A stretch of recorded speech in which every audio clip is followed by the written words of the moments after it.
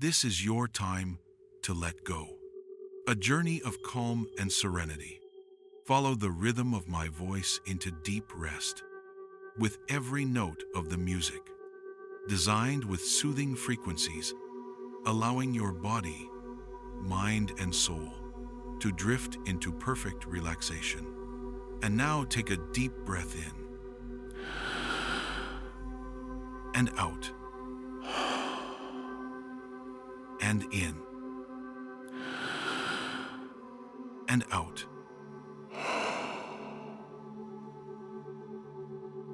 It is 4 a.m. The ocean is wrapped in silence, a vast, breathing thing of ink and mist. The world seems to hold its breath. The USS Laffey cuts through the waves slowly, her metal hull whispering against the water like the sound of a long sigh in a sleeping room. Every light on deck is dim, every man aboard half lost between dream and duty. The wind carries the scent of salt and oil, and far above, the sky glows faintly, the last stars shimmering before dawn's first light. In the distance, Okinawa is only a shadow, but even shadows can burn. Inside the ship, a sailor leans against cold steel. His eyes are red from the long night, his breath slow, his heartbeat steady but tired. Somewhere deep in the vessel, the engines hum a steady lullaby, low, constant, hypnotic, a pulse that keeps the ship alive. He looks at the radar screen. Green lines sweep in circles like the slow hand of time. Each rotation, another heartbeat of anticipation. For now, the screen is empty. For now, the ocean is kind. Commander F. Julian Beckton stands by the window. His reflection floats beside the horizon, half man, half ghost, a soldier waiting for the morning that might never come. He listens not for voices, but for silence. It's a silence heavy enough to bend the air, the kind that hides 1,000 unsaid fears. Even the sea seems to wait as though it knows what is coming. One deck below, sailors whisper in low voices. Stories, rumors, laughter too soft to reach the air vents. They talk of home, of sunlight through the kitchen window, of girls with ribbons in their hair, of the smell of bread, of rain that falls gently and means nothing. They speak to keep the darkness from speaking first. The Laffey moves like a living thing. She groans, sighs, and creaks under her own weight. Every bolt, every plate, every rivet holds a heartbeat, a memory of the hands that built her. There is something holy in her stillness, something ancient in the sound of her breathing engines. She does not know fear. She only knows the sea. The clock ticks toward 4:30 a.m. The horizon burns faintly red, the color of awakening, the color of warning. Somewhere behind the clouds, the first rays of dawn reach down like searching fingers. The radar pings once, then again, a faint echo, distant, uncertain. The sailor blinks and leans forward, and in that moment, the stillness breaks. He rubs his eyes, stares again. The echo is gone. Then it returns. Once, twice, 3 times. His heart quickens. The sound is soft, but it feels like thunder in his chest. He slams the button for the alarm. A siren howls. The ship awakens. Dream turns to duty. Night turns to war. Boots pound the deck. Men spring from bunks, hands shaking but trained, faces washed in red emergency light. The USS Laffey is no longer a quiet dream in the sea. She is a blade drawn from its sheath. Every man aboard knows this moment could be his last. Every man still moves, because that's what they were born to do. Above them, Commander Becton storms into the bridge. His voice cuts through the alarm. "Report!" The officer by the radar shouts. "Multiple contacts. Closest 20 miles out." Then, after a pause, "But it's turning away again, sir." There is Dord in Bias. Relief washes over the room like a fading tide.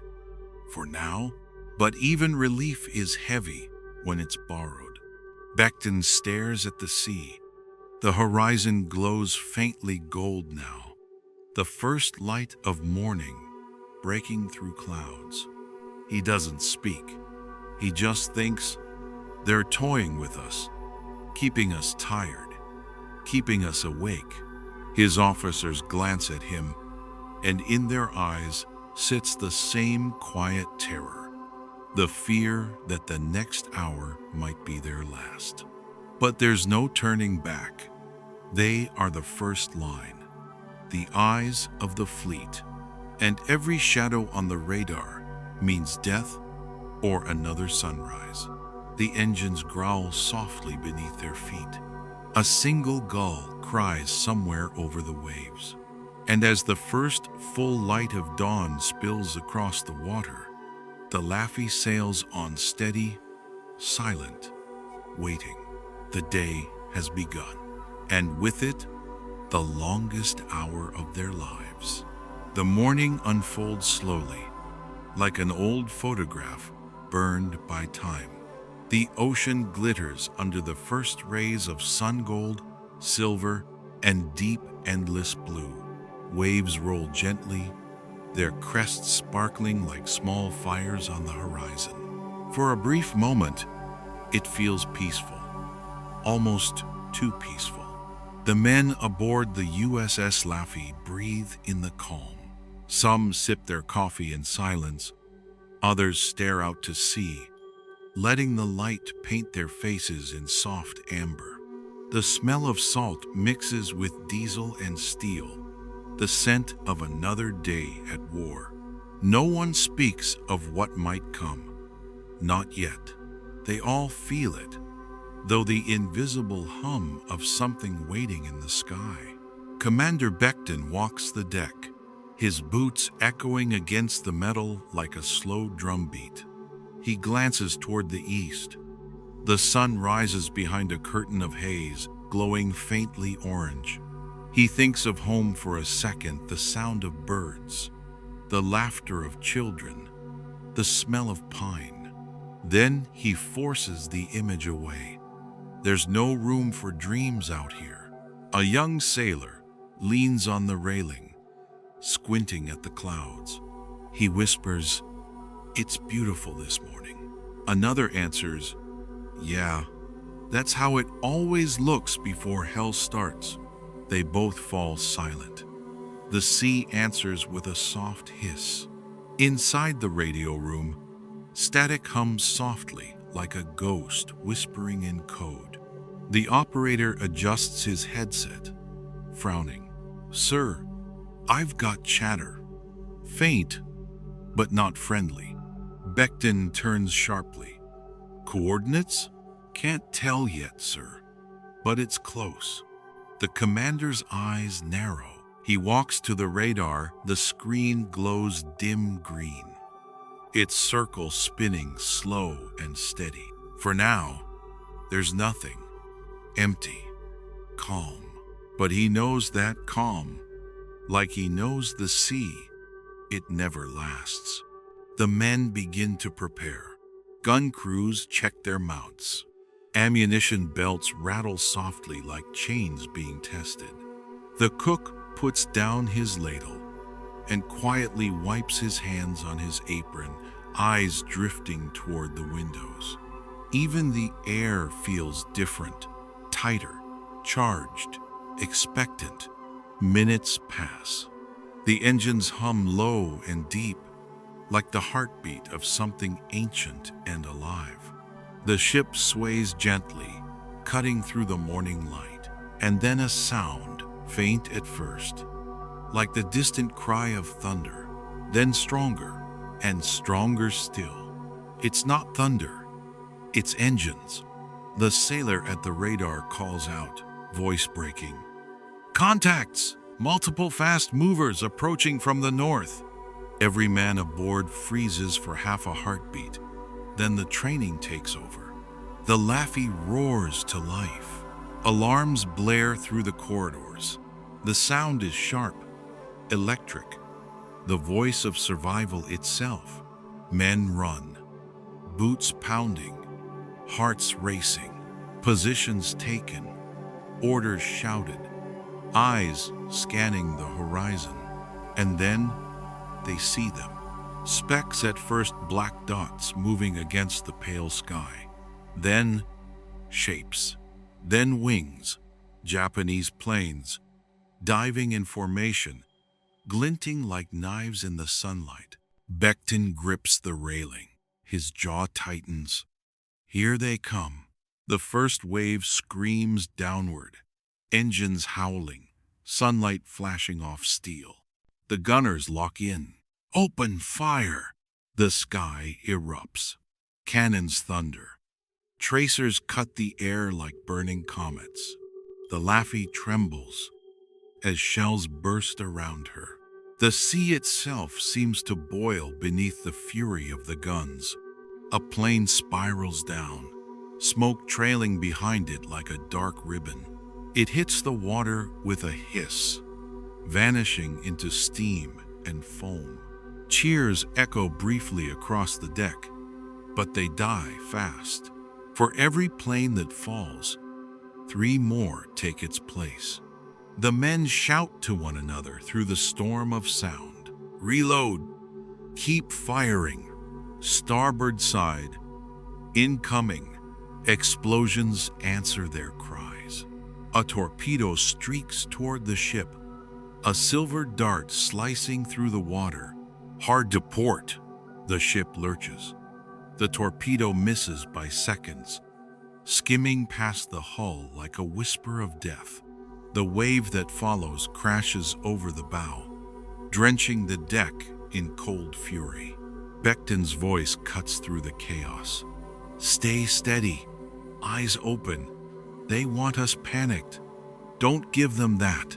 His tone is fire and ice all at once, the kind of calm that only comes when there's no other choice.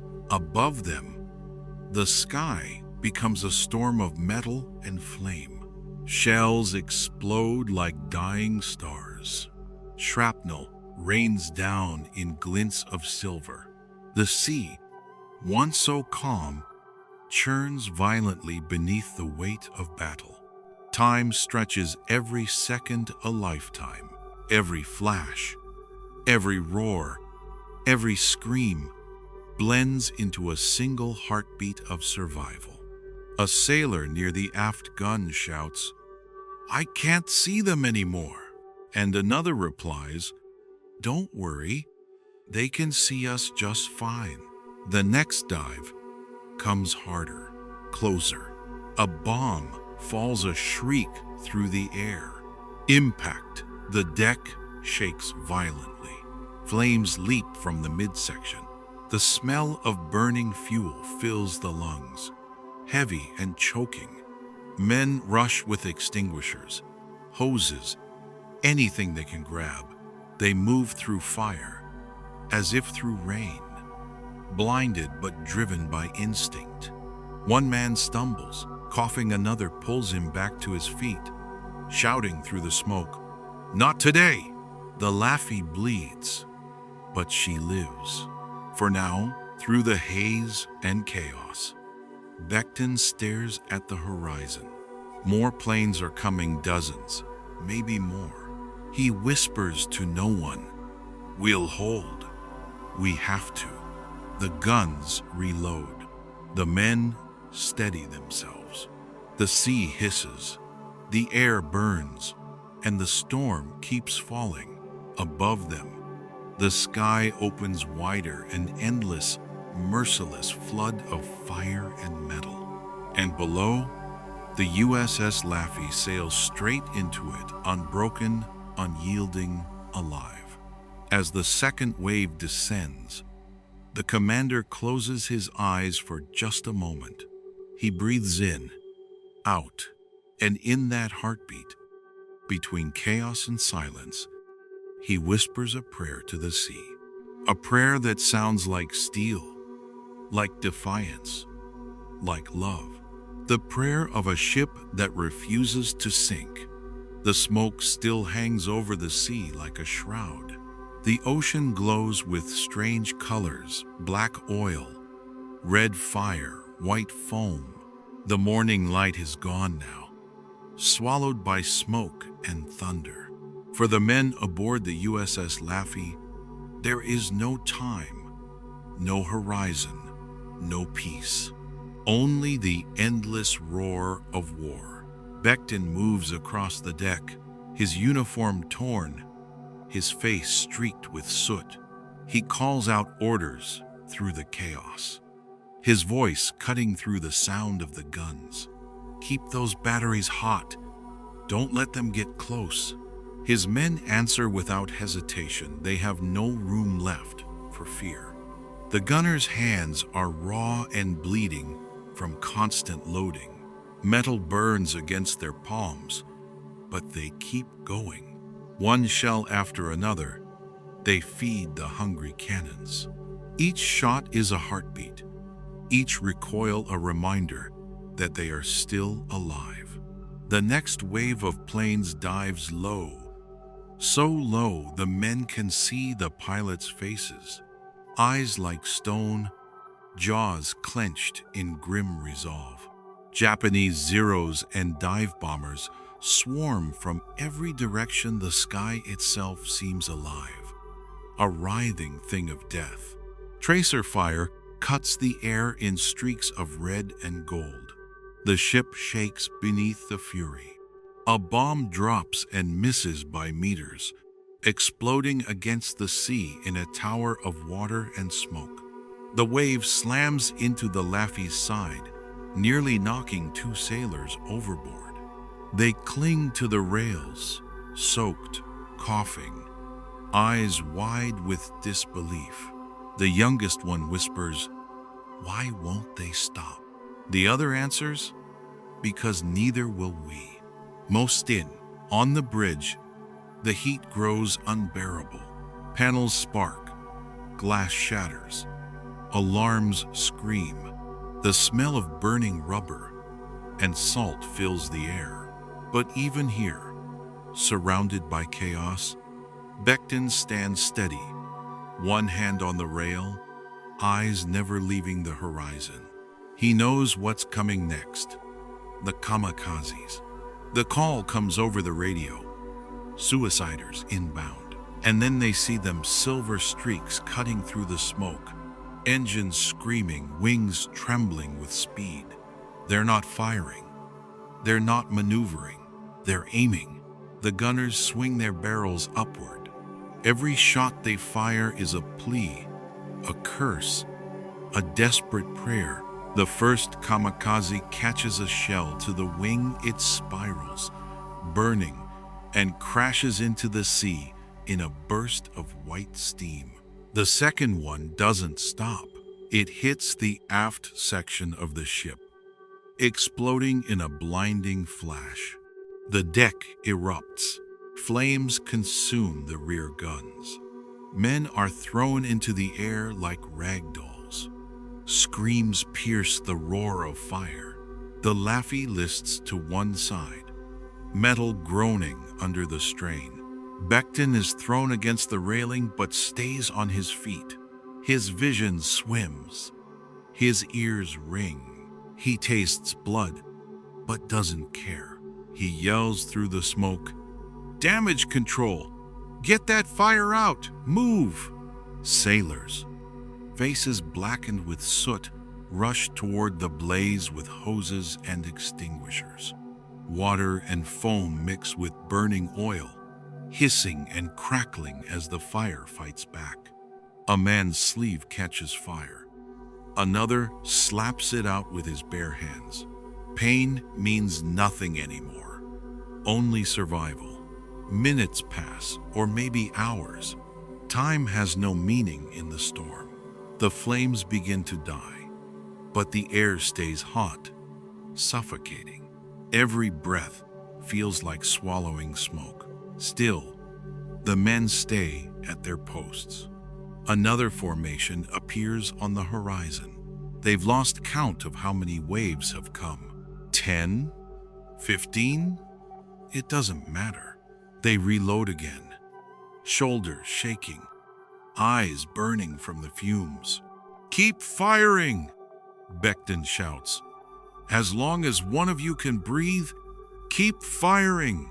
A plane comes in low, riddled with bullets, but still diving straight toward them. The gunner on the forward mount fires until his barrel glows red.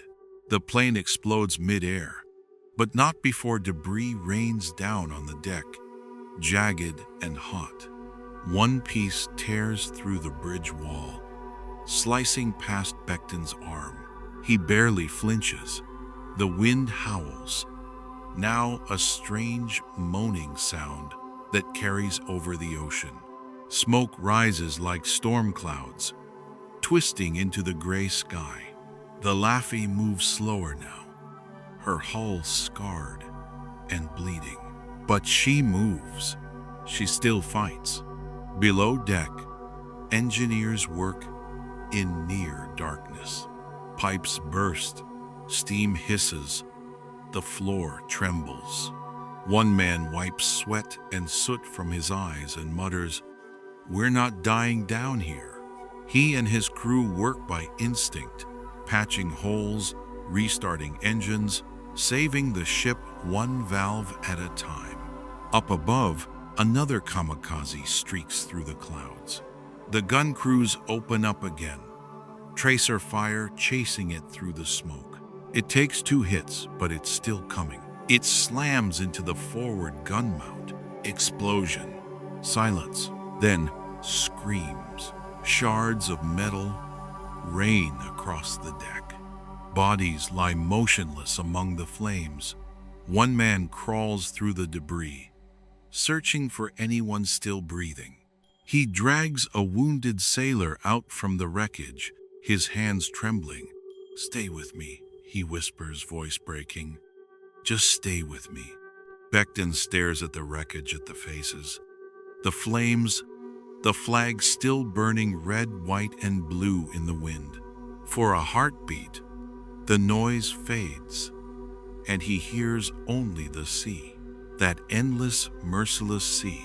He whispers to himself, "You're not taking her. Not today." Then louder, to his men, "All guns, all stations, we hold the line." The ship answers with thunder. Every remaining gun opens fire. Every surviving man fights like he's already dead. Smoke and fire swallow the sky. The air itself trembles under the storm of metal. The Laffy moves through it, a ghost of iron and flame, defying the gods of war.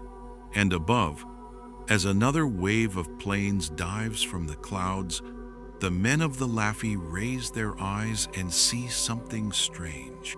A shaft of light breaking through the smoke, shining down like the breath of heaven. For a brief, impossible moment, the storm seems to pause. The wind goes still. And in that silence, amid the fire and ruin, the USS Laffy sails on unbroken, alive, waiting for whatever comes next. The sea has turned to glass black, gleaming, and still, except for the floating wreckage that surrounds the Laffy like a graveyard of ghosts. The acrid stench of smoke and cordite hangs in the air. Each wave that brushes the hull whispers the same haunting rhythm. Asterisk, you should be gone. You should be gone. But the USS Laffey somehow still breathes. Commander Becton stands on the scorched bridge, his silhouette framed by the rising Sunday. Every inch of his ship is wounded. The deck is twisted steel. The guns are scorched. The air thick with the echoes of men who once shouted orders, now silent. Yet his eyes are steady, fixed on the horizon that glows faintly orange. There is no relief coming yet, only the quiet between storms. The crew moves like ghosts through the smoke. Some carry the wounded below. Others sweep debris off the deck. Every action feels deliberate, sacred, an act of defiance against death itself. A sailor kneels near a burnt gun mount and brushes the ashes away to reveal a small piece of the American flag, half melted, still clinging to the metal. He folds it carefully, his hands trembling, and tucks it into his pocket. "Sir," engines holding steady.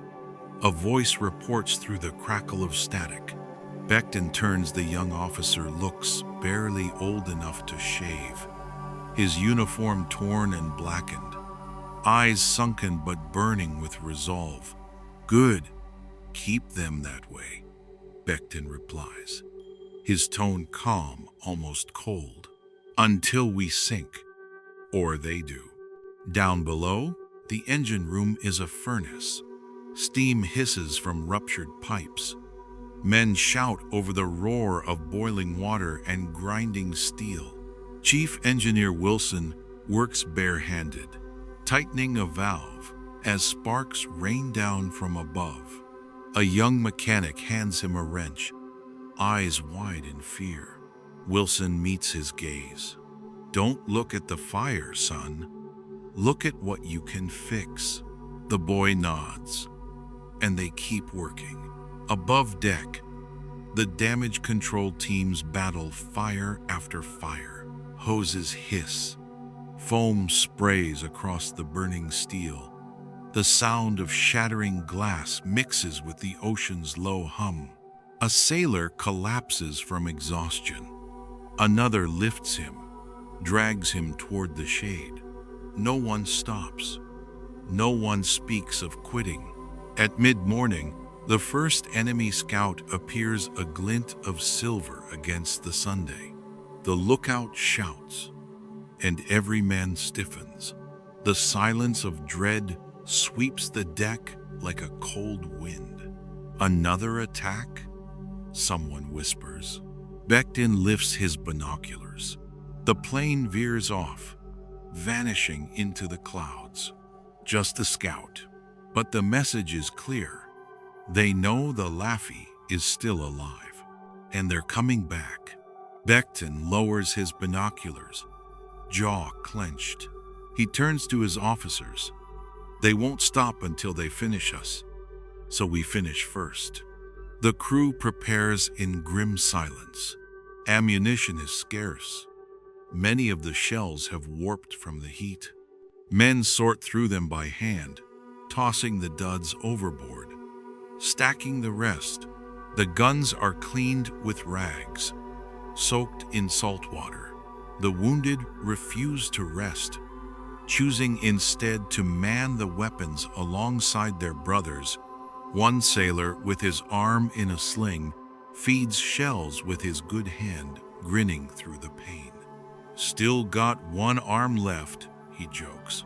By noon, the sky darkens again, not with clouds, but with shapes, distant, buzzing, growing louder. The next wave has come. "Stations!" Becton roars. The calm is gone, replaced by the feverish rhythm of survival. Men rush to their positions, boots thundering across the ruined deck. Smoke from the earlier fires coils upward, turning the air into a thick gray fog. Through it, they see the silhouettes of aircraft diving toward them. The Laffey's guns roar to life once more. 5-inch, 40 millimeters, 20 millimeters. The sound is deafening, unrelenting. Tracer fire slices through the haze, glowing lines of defiance against the oncoming storm. The first plane bursts into flame mid-air. The second follows seconds later. But the third keeps coming. The kamikaze dives straight toward the bridge, screaming like a banshee. Gunners track it. Fire. Miss. Reload. Fire again. At the last moment, the plane explodes in a burst of fire and metal, close enough for the shockwave to rip the hats off their heads. The bridge windows shatter inward. Becton shields his face, glass cutting into his skin. He doesn't flinch. Keep firing! From the port side, another plane breaks through. It dives too low, clips the mast, and skims the deck in a spray of sparks before cartwheeling into the ocean. The wave hits seconds later, dousing the flames but nearly washing two men overboard. They laugh hysterically, clutching the railings. Madness and courage blur together now. Then, the sky falls silent again. Smoke drifts across the water. The men lower their guns, blinking through the haze. For a moment, no one speaks. Was that it? Someone murmurs. Becton doesn't answer. He steps to the railing, looks out at the distant horizon, at the rising trails of smoke where the next wave is forming. The next storm is already coming. He can feel it in the wind. He looks back at his men, his tattered, bloodied, unbroken crew, and says quietly, "Get ready. The sea isn't done with us yet." As the sun dips low, the USS Laffey drifts in slow, wounded circles, her wake glowing faintly red from the fires still burning within her. But even now, the ship holds steady, a floating scar on the face of war, a symbol of every man who refused to surrender when everything else said he should. Night comes, and with it, silence. For the first time in days, the Laffey rests. But she does not sleep. She waits, because she knows dawn will bring the enemy again. The first light of dawn breaks over the horizon like a wound reopening. The ocean, once calm, churns with oil, ash, and debris. The USS Laffey, blackened, battered, and listing slightly to port, still floats, surrounded by the echoes of yesterday's hell. But for Commander Becton, sleep never came. He's still on the bridge, a cup of cold coffee in his trembling hand, staring into the gray expanse ahead. He can feel it, the air, heavy and charged, like a storm waiting to explode. The kamikazes will return. They always do. "Sir," a young sailor calls from below the bridge, his voice hoarse. Damage control reports. The aft section is stable. Engines running at 60%. Becton nods, his eyes still fixed on the sea. "Tell them to keep her alive. She's earned it." Below deck, the crew works in silence. The wounded are laid out in the mess hall, now an improvised infirmary. Some men sleep, others just stare into the ceiling, whispering quiet prayers. The medic, his hands trembling, ties a bandage around a sailor's shoulder. "Does it hurt?" The sailor grins weakly. "Only when I breathe." They laugh. A short, painful laugh, because laughter means they're still alive. Above them, the deck is a maze of twisted steel and scorched paint. A group of sailors scrape off melted metal from the gun barrels, reloading what ammunition they can salvage. Every round is a lifeline, every bullet an act of vengeance. One sailor, McCarthy, the same who raised the flag the day before, wipes soot from his hands and stares at the tattered stars and stripes still fluttering above them. "She's not coming down," he mutters. Another sailor nods. "Neither are we." At 9:14 a.m., the lookout's cry shatters the fragile calm. "Contacts! Bearing 075. Multiple bogies inbound." The men freeze.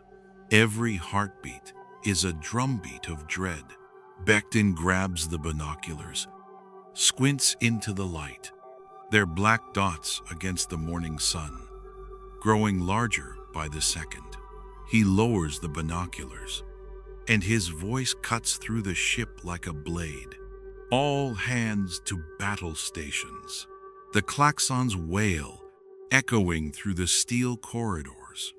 Men sprint to their posts, climbing ladders, strapping into gunnery chairs.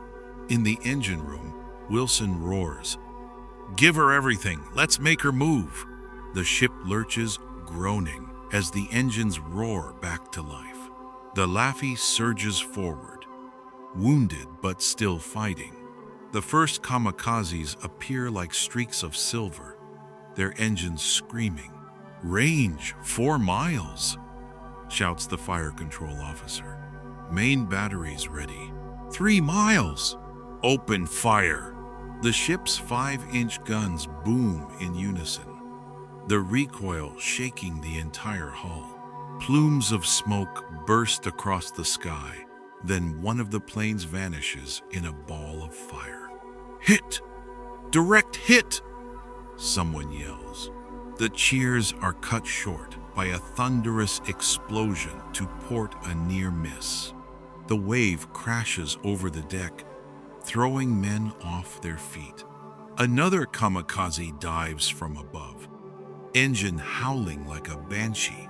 Tracer fire rips through the sky as the 40mm guns spit lead in defiance.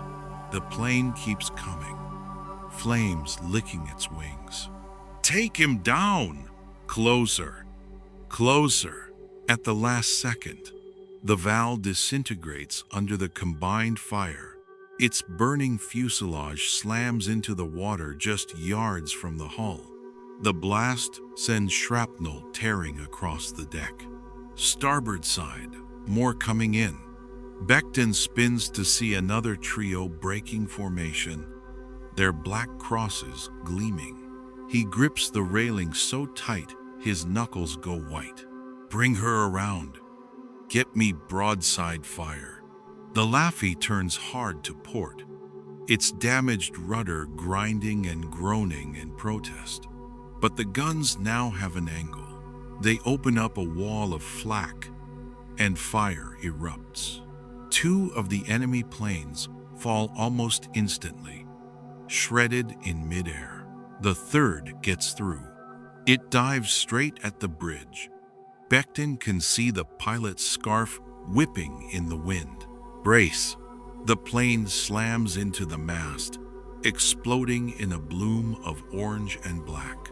The impact throws Becton to the deck, his ears ringing, glass raining down like hail. When he looks up, he sees the mast collapsing into the sea. But the bridge still stands.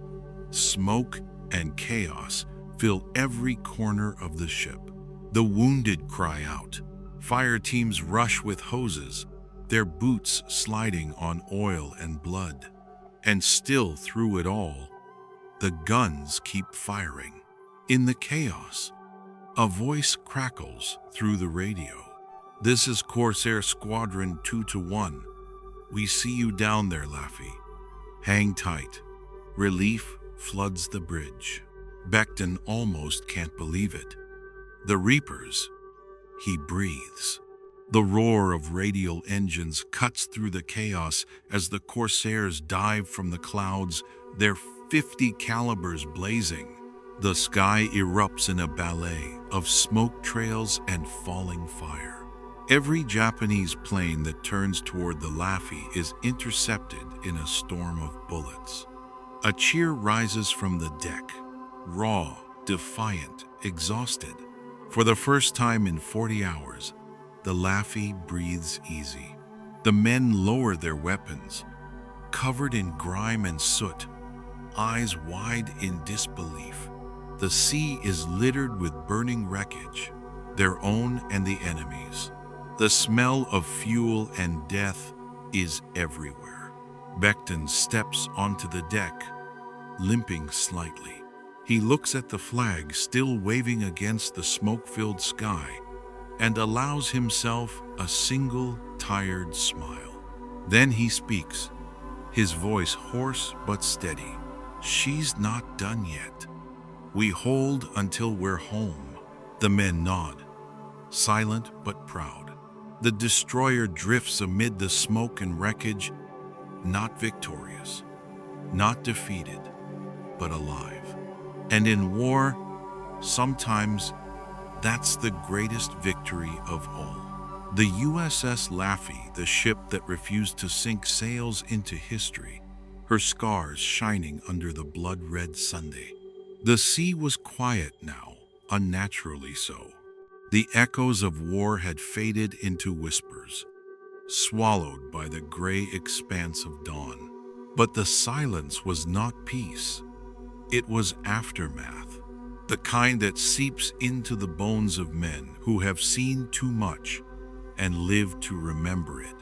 The USS Laffy drifted slowly, her hull scarred and blackened. Smoke still curled from the wreckage, painting faint ribbons across the morning air. Every dent, every scorch mark, every twisted beam told a story of a battle fought not for glory, but for survival.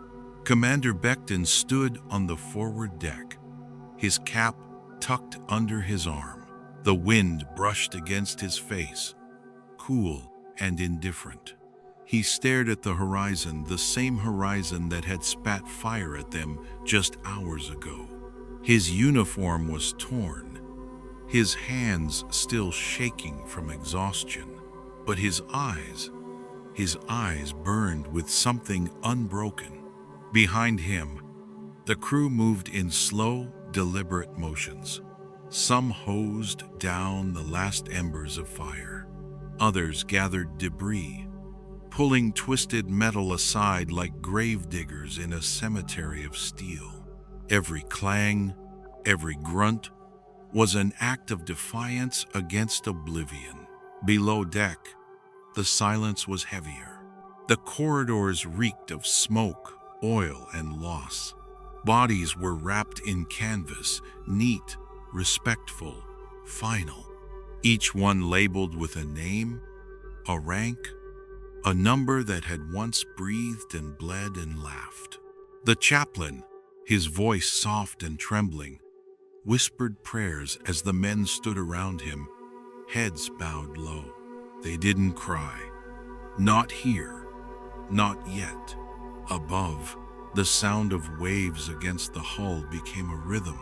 Slow, patient, eternal. Like the sea was already trying to erase what had happened. But history doesn't fade. It imprints itself in steel, in scars, in the eyes of the survivors. At mid-morning, a call came through the static-laced radio. "Laffy, this is Task Force Command. We're sending rescue and tow. Hold position." The voice crackled and died, but the meaning was clear. Help was finally coming. Becton turned to his helmsman.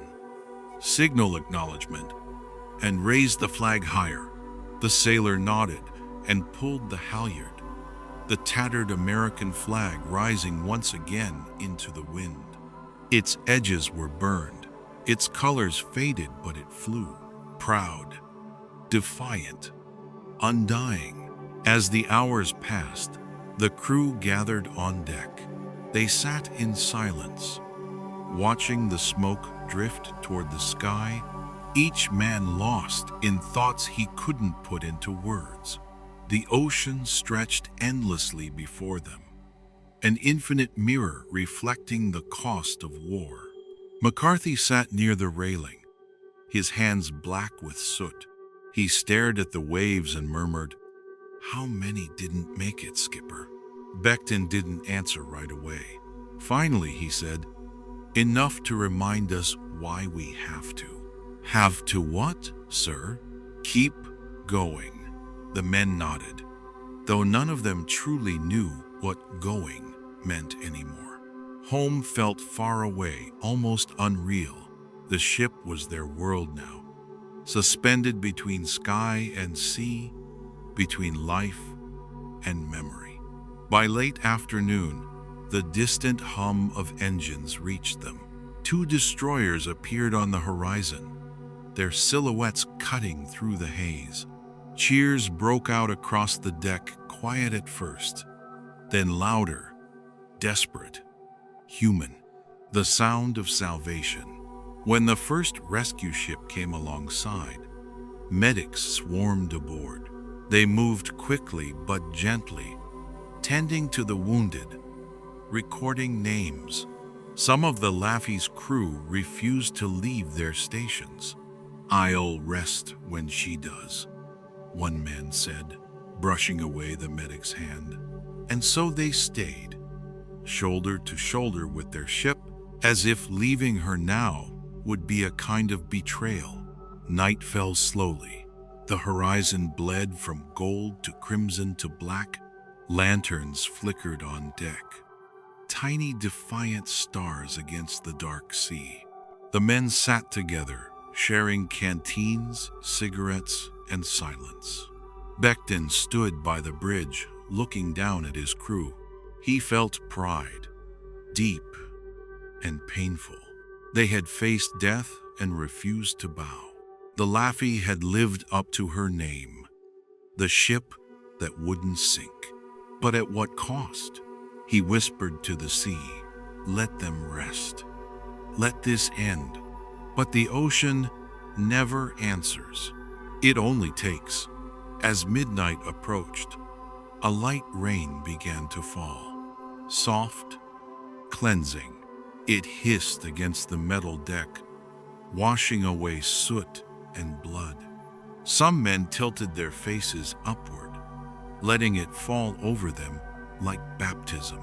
And somewhere below, in the heart of the ship, the old engines still hummed, barely alive, but alive nonetheless, a heartbeat of steel.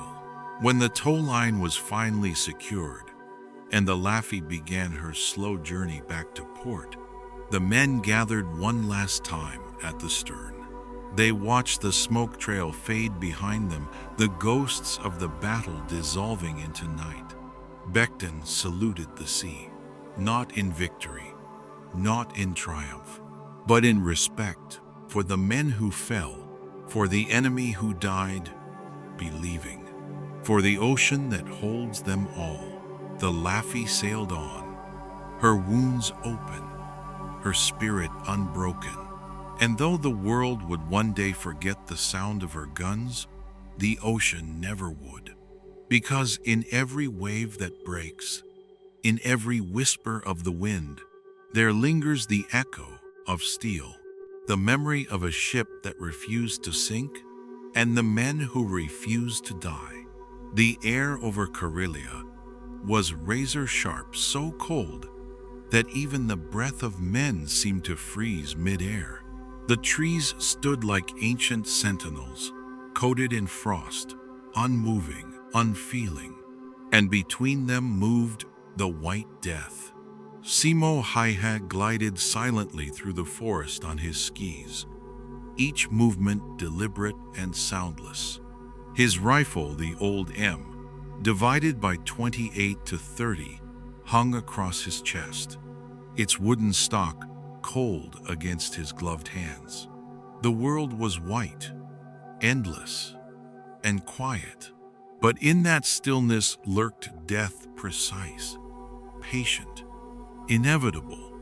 He had long since stopped counting the days. The war had blended into a single frozen heartbeat of survival. Every sunrise was another hunt. Every sunset, another tally in the silence. Behind him, the faint trace of ski tracks disappeared into the storm. He never left a clear trail. The snow and wind were his allies. Ahead, the low murmur of Russian voices drifted faintly through the trees. Simo crouched, his breath slowing, his heartbeat steadying. He lay flat, pressing into the snow as if he were part of it. The scopeless rifle rested across his mittens. He licked his lips, feeling the air sting his skin. No movement, no sound, only the snowflakes spiraling lazily in the wind. Through the iron sights, the world narrowed to a single moment. A soldier adjusting his pack near a birch tree. Simo exhaled, squeezed the trigger, and the forest cracked with thunder. The man fell, then silence again. He didn't move right away. He waited, always waited for the others to react. Panic spread in the ranks below. Shouts in Russian broke through the cold. Another soldier leaned out, shouting orders.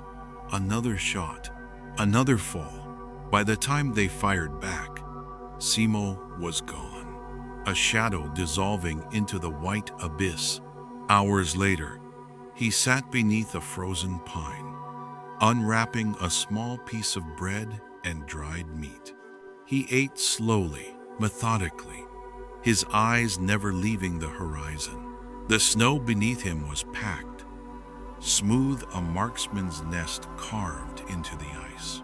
This was home now. Sometimes, when the wind was just right, he could hear the echoes of artillery miles away, a dull, rhythmic thunder that never truly stopped. The war felt endless, but so did his resolve. He thought of his farm, of the fieldstone walls, and the wooden fence posts buried under summer grass. He thought of his rifle trophies that once lined the wall of his small house. And he thought of silence, not this heavy, haunted silence of war, but the kind that comes from peace. He wondered if he'd ever hear it again. A low whistle broke his thoughts, the sound of shells far off. He didn't flinch. After so many months, even death had lost its surprise. As dusk bled into the snow, Simo packed his few belongings, slung his rifle across his shoulder, and began to move again. Always forward, always alone. That night, he found shelter beneath an old spruce bent by the wind. He dug into the snow until he'd made a cocoon, the cold biting through his coat. He closed his eyes and listened to the world, to the wind whispering through the trees, to the soft creak of ice, to the faint echo of wolves far away. He slept lightly, dreaming not of battles, but of hunting with his father, the scent of pine, the crunch of fresh snow, the steady weight of the rifle in his hands. Even in sleep, his finger twitched on the trigger. At dawn, a mist hung over the valley below. Through it, Simo could see a column of Soviet soldiers, 20, maybe 30, marching slowly, unaware. He knelt behind a ridge, his breath calm. The forest seemed to hold its breath with him, shot after shot, precise as clockwork. The rhythm of death, 1, 2, 3. They dropped like falling branches, their shouts muffled by the snow. By the time the Soviets realized what had happened, the legend of the White Death had grown again, and Simo Haiha vanished into the woods once more, leaving behind nothing but bodies and footprints the snow would soon erase. Later, as night returned, and the temperature dropped below -40 degrees Celsius, he lit a small fire deep in the forest, not for warmth, but to watch the flames flicker against the darkness. He stared into them, expressionless. The war had taken much faces, friends, years, but it had not taken his will. He took out a small, worn notebook and scratched another line inside, a mark for the day, for the fallen, for memory. Then he closed it, leaned back against the frozen earth, and let the fire die out. Above him, the northern lights shimmered, green and white ribbons dancing across the black sky. The snow glowed faintly, and for a brief, impossible moment, the world was quiet again. Simo Haya, hunter, soldier, ghost, watched the heavens in silence. And somewhere beyond the stars, the echoes of war faded into the frost. April 7th, 1945. The sea around Okinawa churned with steel and fire. The largest kamikaze attack in history was underway. And on the distant horizon, a shadow moved. The battleship Times Yamato Asterisk, pride of the Imperial Japanese Navy, sailing toward her final destiny. From the bridge of the USS Laffey, smoke still lingered in the air. The ship that refused to die had been patched, reinforced, and scarred. Her decks blackened, her guns dented, her men exhausted but unbroken. Commander F. Julian Beckton stood on the bridge once more, a cigarette trembling slightly between his fingers. The wind tore across his face, carrying with it the distant rumble of explosions. They'd survived the impossible, but he knew deep down the war wasn't finished with them yet. "Captain," a signalman called. "New orders from Fleet Command." Beckton turned sharply, eyes narrowing as the words came through. Asterisk, asterisk. All available ships prepare for another wave. Asterisk, asterisk. Another wave, another storm of fire and wings. The men exchanged glances, silent, tired, resigned. The Laffey's hull groaned beneath them like a wounded animal, but she still floated. She still had guns. Below deck, Chief Engineer Robert Hamlin was fighting his own battle. Pipes hissed, valves rattled, and the engines growled like beasts trying to break free. He wiped the sweat and oil from his forehead. "Give me 15 more minutes and she'll hold," he muttered, knowing full well it might be a lie. Above, the lookout scanned the endless ocean. It was calm, deceptively calm. No planes, no smoke trails, just blue. And then, like ghosts on the horizon, tiny black dots appeared in the east. Dozens of them. Then hundreds. Beckton's pulse quickened. He slammed his hand down on the alarm button. "All stations, battle ready. Prepare for incoming air assault." Sirens wailed through the ship. Men dropped what they were doing and sprinted to their posts. The smell of cordite and diesel filled the air. Shells clanked into turrets. Belts of ammo were fed into guns. The Laffey braced herself once more. Through his binoculars, Beckton watched the swarm approaching. Kamikazes, bombers, fighters. The sky darkened under their wings. Over the radio came a calm voice. Admiral Turner himself. "Gentlemen, hold your positions. You are the line between Okinawa and chaos." "Understood, sir," Beckton replied. He turned to his men. "You heard the Admiral. Let's show them what the ship that wouldn't die can do. The first wave hit the nearby destroyer, times Bryant asterisk, a white flash, a direct hit amidships. Flames erupted skyward. Becton could feel the heat, even from miles away. God help them, one sailor whispered. But there was no time for prayers. Contacts inbound, bearing 030. 3 vowels, 2 zeros. Guns, open fire.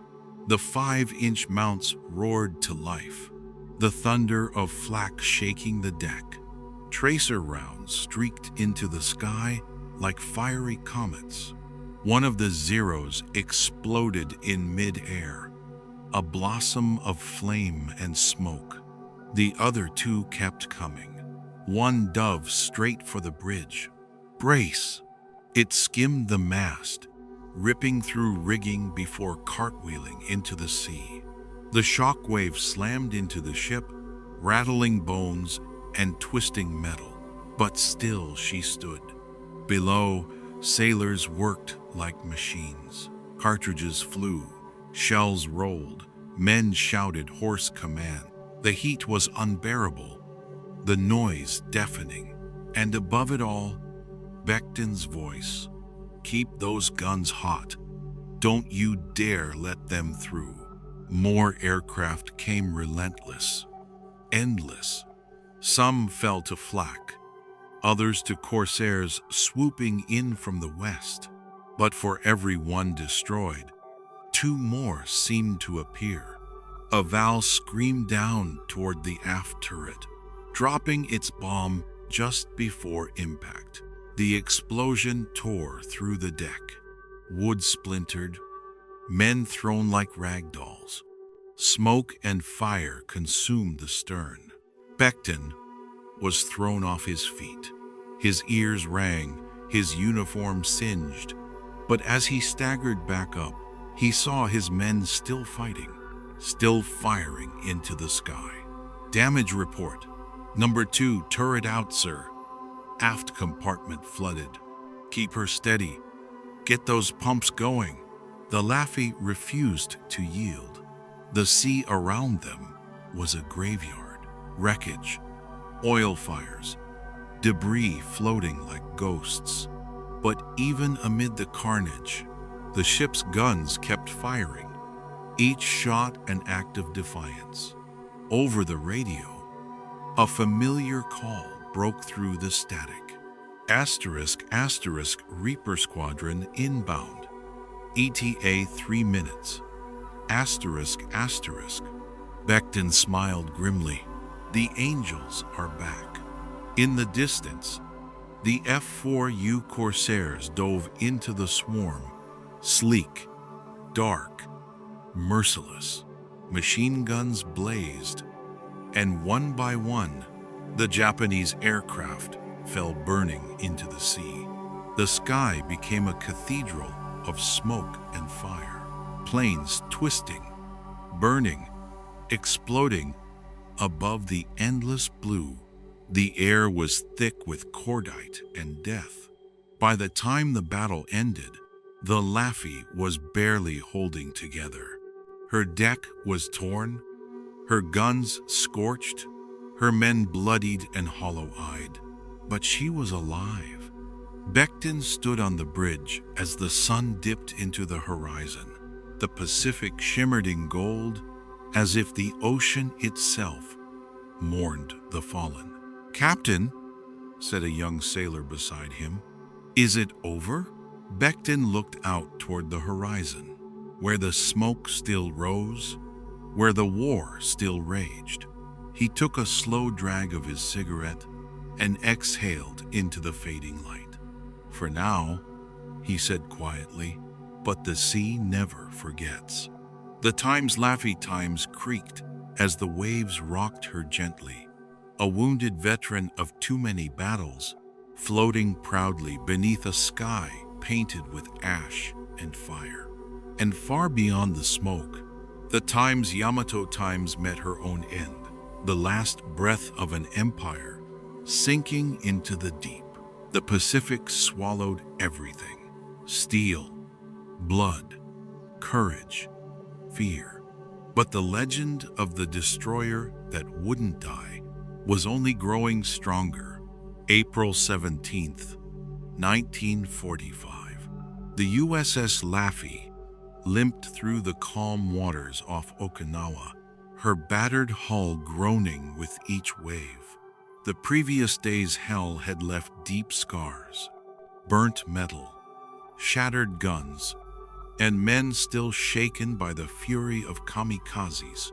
Commander F. Julian Beckton stood on the bridge, surveying the horizon with a mix of exhaustion and pride. The sunrise painted the sea gold, but it could not hide the devastation surrounding them.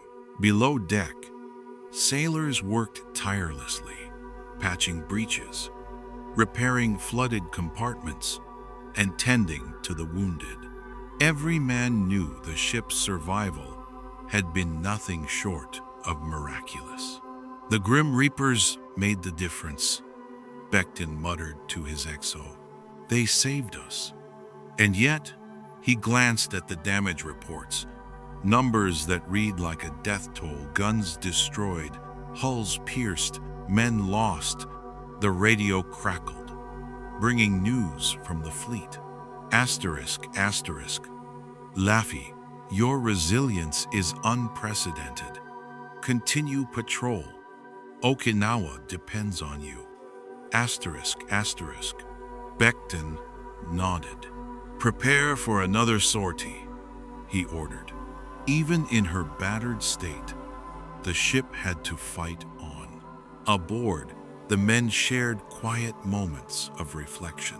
Petty Officer James "Jimmy" Callahan, his face smeared with soot and grease, stared at the repaired flag flying proudly from the mast. "We survived," he whispered, "but I'll never forget those screams, those flames." The Laffey's legend was growing even as she sailed. Stories of her surviving 22 kamikaze attacks spread through the fleet, inspiring hope and awe. At dawn, new orders came: escort the remaining transports, provide anti-aircraft cover, and maintain vigilance against any further enemy attacks. Every sailor understood the stakes. The men aboard Laffey were the thin line between victory and chaos. Overhead, reconnaissance aircraft scanned for incoming threats. The sea was calm, but tension gripped every man. They knew the enemy could strike at any moment. Beckton walked the deck, speaking quietly with each officer, ensuring morale remained strong. "Every man aboard this ship has a part to play," he reminded them. "The Laffey may be wounded, but she fights on. So do we." The crew practiced drills, repairing, reloading, and preparing for any eventuality. Every shell counted. Every gun had a purpose. The men had been forged in fire, and now they were more than sailors. They were legends in their own right. As night fell, the ship's lights flickered over the ocean, casting long shadows across the decks.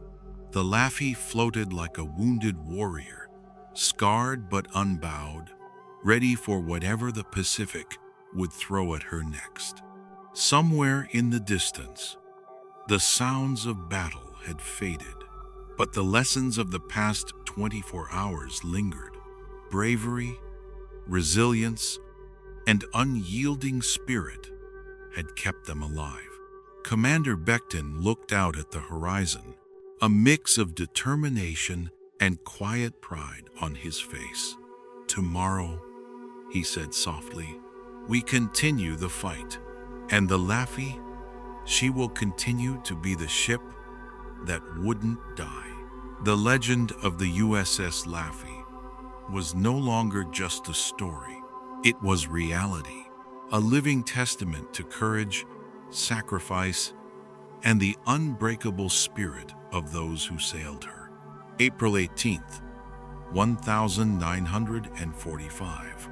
The USS Laffey sailed slowly into calmer waters, her decks still bearing the scars of relentless combat. Smoke lingered faintly from the recent fires, but the ship, though battered, remained afloat, a miracle in steel. Commander F. Julian Beckton moved across the bridge, his face lined with fatigue and the weight of responsibility. Reports from the crew had been collected, damage assessed, and casualties counted. 33 dead, 70 wounded.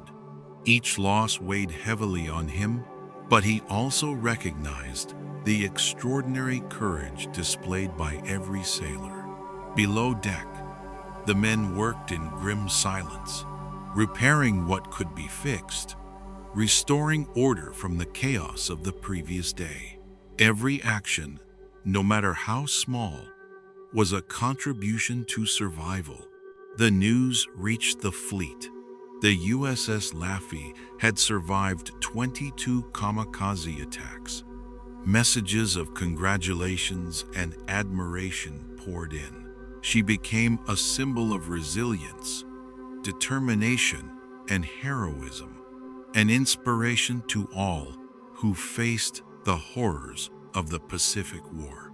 Beckton stood before his officers, his voice calm but resolute. This ship may be damaged, but she has proven her mettle. Every man aboard showed courage beyond measure. The Laffey is not just a ship, she is a legend.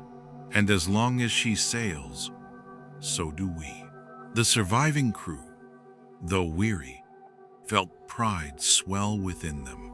Petty Officer James Callahan looked at the flag high on the mast, the symbol of their perseverance, waving against the morning sky.